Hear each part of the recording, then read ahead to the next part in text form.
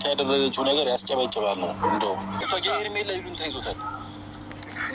ሄርሜላን እንዳይተዋት አብርሽ ይሉንታ ይዞታል ባደረገችለት ነገር። ሩታ የሰራችው ነገር ያስጨበጭባል፣ ጀግና ነች እያለ ነው ኤፍሬም። እንግዲህ ሰላም ጤና ይስጥልኝ ውድ የተከበራችሁ ቤተሰቦች እንዴት ናችሁ? እኔ ያለው እግዚአብሔር ይመስገን ቤተሰብ ማለት ነው።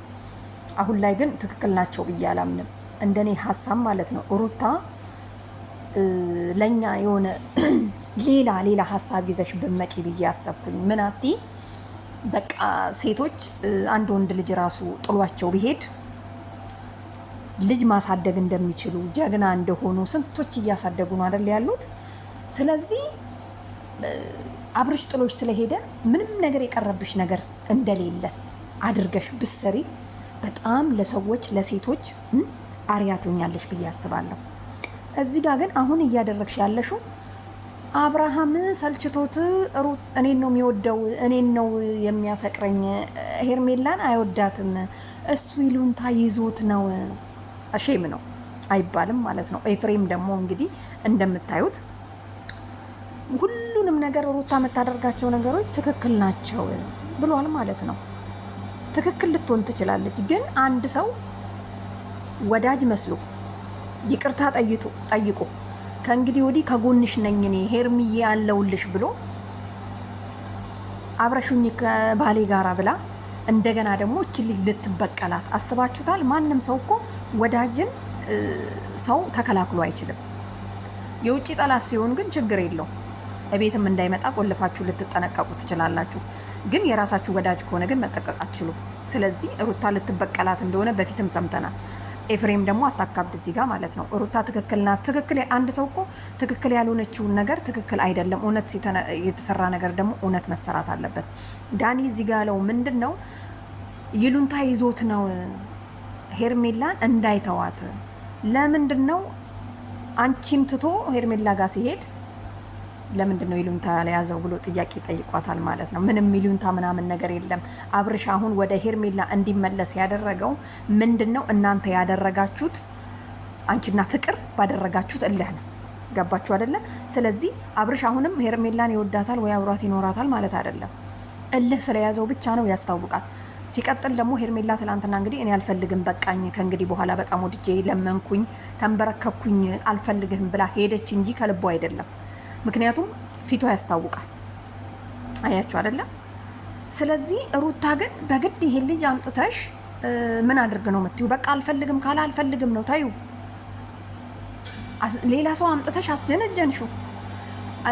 አብረሽ አጠገብሽ እያየሽ እኮ ነው፣ እያየሽ ልታስበይው ነበረ። ፍቅር ሌላ ሰው ብትሆን እኮ አብረሽ ይዟት ሄዷል። ምን ታረጊ ነበረ? የእውነት አሁን እኔ በቃ ወድጄዋለሁ ብትልሽ ኖሮ ምን ነበረ የሆነ የሚፈጠረው ስታስቢው ማለት ነው። እና ዳኒና ዴቭ እንግዲህ ያው በፊትም ለሄርሜላ ጎን ናቸው፣ ትክክል ናቸው። ምክንያቱም ልጅቷ በጣም የዋህ ናት፣ ሄርሜላ በጣም የዋህ ናት። ተበልታ ነበረ በየዋህነቷ ማለት ነው። አያችሁ፣ አንዳንዴ ሰዎች ይቅርታ ሲሏችሁ ከልባቸው እንዳልሆነ ይቅርታ እንኳን ቢያደርጉላችሁ 100% ማመን የለባችሁ። ምክንያቱም ሄርሜላ ሩታን አምና ይቅርታ ስለጠየቀቻት አብራ ስርስሯ ስትሄድ ነበር ማለት ነው።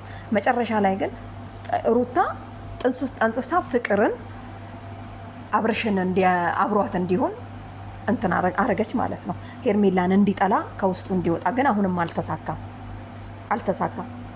ስለዚህ አሁን ሩታ የምታስበው ምንድነው? አሁን እንደገባኝ አብርሽ ከሰው ጋርም ሲያወራ ከፍቅር ጋርም ሲያወራ ከሌላ ሴቶችም ሲያወራ ሩታ እያለ ነው የሚያወራው፣ ከኔ ጋር የሚያደርገውን ነገር ነው የሚያወራው። ስለዚህ እልህ ይዞት ነው እንጂ ወይም ደግሞ ይሉንታ ይዞት ነው እንጂ አብርሽ እኔን ይወደኛል፣ ስሜት አለው ለኔ እያለች ነው።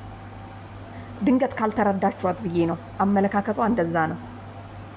ይሄ ልጅ ስሜት ካለው ታዲያ ይሄን ያህል አንቺን የሚያንገላታበት ምክንያት ምንድን ነው?